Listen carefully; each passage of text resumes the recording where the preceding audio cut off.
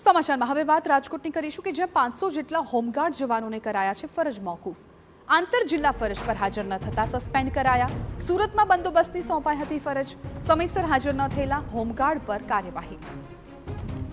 તો આ સસ્પેન્ડ કરાયેલા હોમગાર્ડ જવાનોને કેટલા સમય માટે ફરજ મોકૂફી કરાઈ છે તે હજુ અનિર્ણિત છે, પરંતુ ગણેશ વિસર્જનમાં ફરજ બજાવ્યા પછી જ્યારે આ હોમગાર્ડ પરત ફરશે ત્યારે તેની સાથે ચર્ચા કરીને નિર્ણય લેવામાં આવશે।